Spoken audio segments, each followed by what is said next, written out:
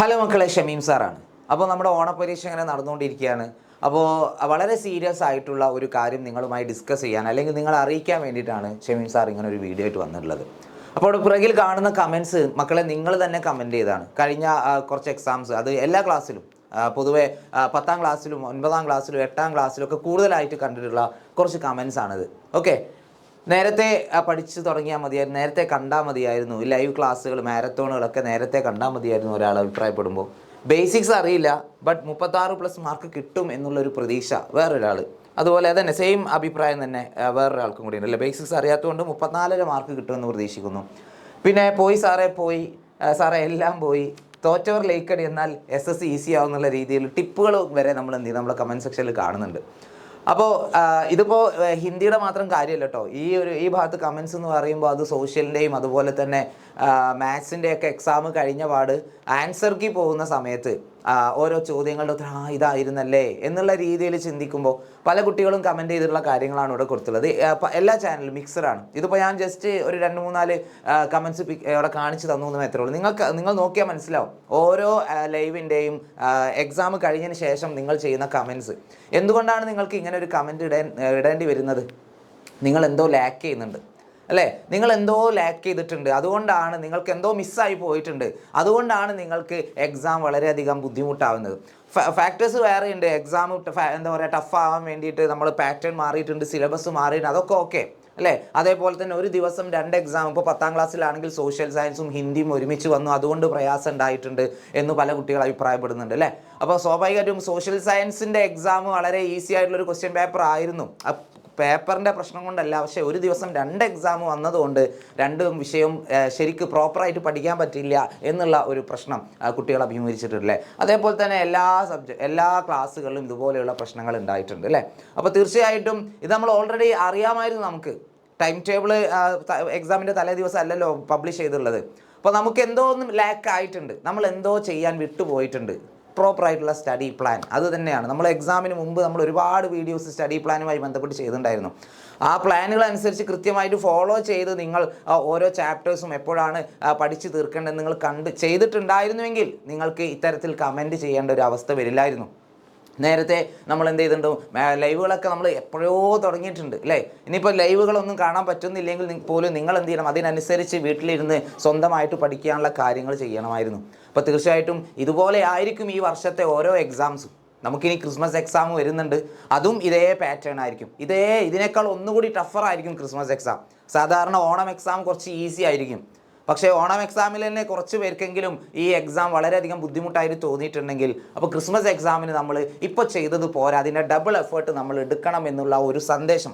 Actually എനിക്ക് ഒരുപാട് സന്തോഷമുണ്ട്. കാരണം എന്താണെന്ന് വെച്ചാൽ നമുക്ക് ഈ ഒരു എക്സാം, ഈ ഒരു ടഫായിട്ടുള്ള ഒരു എക്സാം നമ്മുടെ ആനുവൽ എക്സാമിനാണ് വന്നത് എങ്കിലോ, SSLCക്കാർക്ക് മോഡൽ എക്സാമിനാണ് അല്ലെങ്കിൽ ആനുവൽ എക്സാമിനാണ് ഇത്തരത്തിലൊരു ടഫ്നെസ് കൊണ്ടുവന്നെങ്കിൽ എല്ലാവരും ഈ പരീക്ഷ ഇട്ട ആളുകളെ എന്ത് ചെയ്യും, പഠിക്കുമായിരുന്നു. ഇതുവരെ എന്ത് ചെയ്തു, ഫസ്റ്റ് ടൈമിലേ ടഫാക്കി.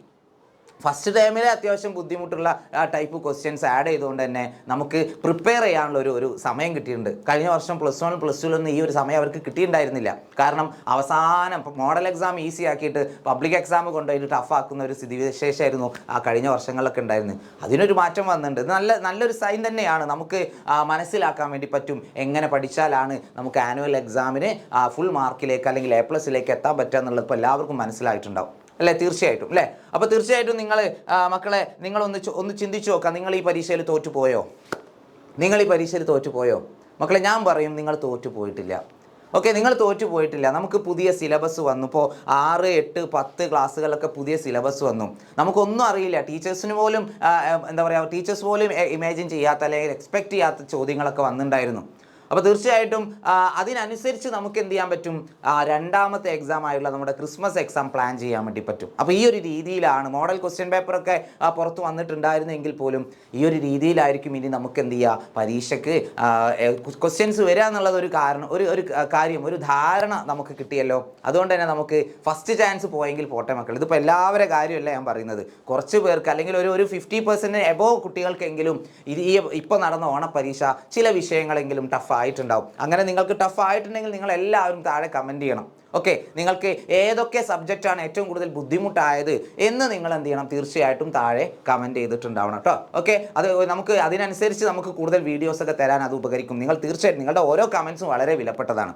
നമുക്ക് അതിനനുസരിച്ച് എന്ത് ചെയ്യാം, നിങ്ങൾക്ക് വേണ്ട ക്ലാസ്സുകളൊക്കെ നമുക്ക് പ്ലാൻ ചെയ്യാൻ വേണ്ടി പറ്റും. ഓക്കെ, അപ്പോൾ നിങ്ങൾ കമൻറ്റ് ചെയ്യാൻ മറന്നു പോകരുത്. അപ്പോൾ നമുക്കൊരു സെക്കൻഡ് ചാൻസ് ഉണ്ട്. യെസ്, തീർച്ചയായിട്ടും സെക്കൻഡ് ചാൻസ് ഉണ്ട്. ഫസ്റ്റ് ചാൻസിൽ നമ്മൾ വീണു പോയെന്ന് കരുതി ഇതൊന്നിൻ്റെ അവസാനമല്ല. ഓക്കെ, അപ്പോൾ അതുകൊണ്ട് ഇപ്പോൾ മാർക്ക് നിങ്ങൾ വിചാരിച്ച അല്ലെങ്കിൽ എക്സ്പെക്റ്റ് ചെയ്ത ആ ഒരു മാർക്ക് നിങ്ങൾക്ക് കിട്ടിയില്ല എന്ന് കരുതി ആരും നിരാശരാവേണ്ടതില്ല. നമുക്കിനിയും എക്സാംസ് വരാനുണ്ട്. എസ്പെഷ്യലി ഹിന്ദി ആണെങ്കിലും അല്ലെ, അതുപോലെ തന്നെ സോഷ്യൽ ആണെങ്കിലും മാത്സ് ആണെങ്കിലും സയൻസ് സബ്ജക്റ്റുകളാണെങ്കിലും എല്ലാത്തിനും നമുക്കിനി എന്ത് ചെയ്യാണ്ട് പഠിക്കാൻ ഒരുപാട് കാര്യങ്ങൾ, ഇനിയും ചാപ്റ്റേഴ്സിൻ്റെ എണ്ണം കൂടെ ചെയ്യുന്നുള്ളൂ, കുറയുന്നില്ല. അതിനനുസരിച്ച് നമ്മൾ പ്ലാൻ ചെയ്ത് മുന്നോട്ട് പോയാലേ നമുക്ക് എന്ത് ചെയ്യാൻ പറ്റുള്ളൂ, ക്രിസ്മസ് എക്സാമിനും അതുപോലെ പബ്ലിക് എക്സാമിനും നമുക്ക് ഫുൾ മാർക്കിലേക്ക് അല്ലെങ്കിൽ A+ലേക്ക് എത്താൻ വേണ്ടി പറ്റുള്ളൂ. അപ്പോൾ അതിന് നിങ്ങൾ ചെയ്യേണ്ട കാര്യം ഒന്നേ ഉള്ളൂ, പ്രോപ്പറായിട്ടുള്ള ഒരു പ്ലാനോട് കൂടി പോവുക എന്നുള്ളതാണ് അല്ലേ. ഏതൊക്കെ ചാപ്റ്റേഴ്സ് എപ്പോഴൊക്കെ പഠിച്ചു തീർക്കണം. അവസാന സമയത്ത് മാരത്തോൺ സമയത്ത് നമ്മൾ എന്താ പറയുക, റിവിഷന് വേണ്ടി ആയിരിക്കണം ലൈവിൽ വരേണ്ടത്.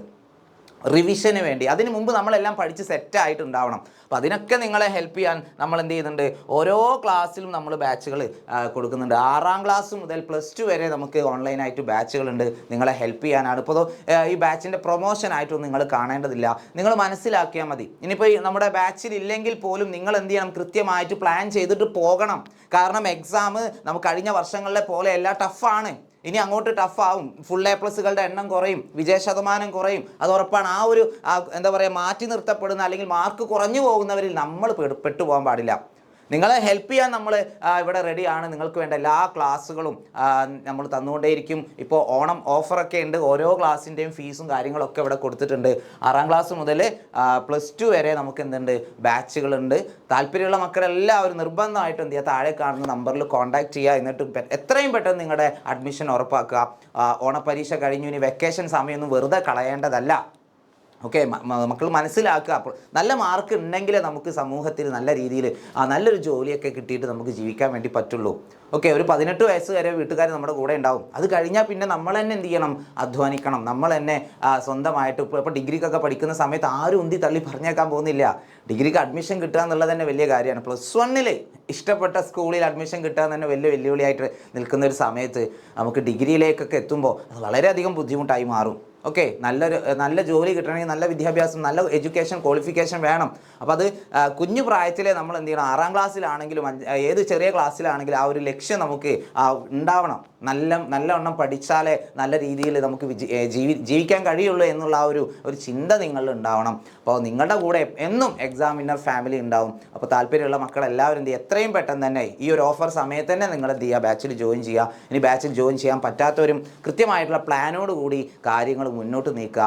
ഓണം എക്സാമിന് നമുക്ക് പറ്റിയ ഒരു അബദ്ധം ഇനിയുള്ള എക്സാംസിൽ ഉണ്ടാവാൻ പാടില്ല. അപ്പോൾ നേരത്തെ പഠിച്ചു തുടങ്ങിയ എല്ലാവർക്കും ഓൾ ദി ബെസ്റ്റ്. അപ്പോൾ ഇനി എല്ലാവരും ഞാൻ പറഞ്ഞ പോലെ കമൻറ്റ് ചെയ്യാൻ മറന്നു വരുത്. നിങ്ങൾക്ക് ഈ പ്രാവശ്യത്തെ ഓണം എക്സാം ഏതെങ്കിലും സബ്ജക്റ്റ് നിങ്ങൾക്ക് ബുദ്ധിമുട്ടായിട്ടുണ്ടെങ്കിൽ അതും നിങ്ങൾ കമൻറ്റ് ചെയ്യുക. ഏതാണ് ഏറ്റവും ഈസി ആയിട്ട് തോന്നിയത് അതും നിങ്ങൾ കമൻറ്റ് ചെയ്യുക. ഓക്കെ, അപ്പോൾ വീണ്ടും കാണാം മക്കളെ. Tata, bye bye.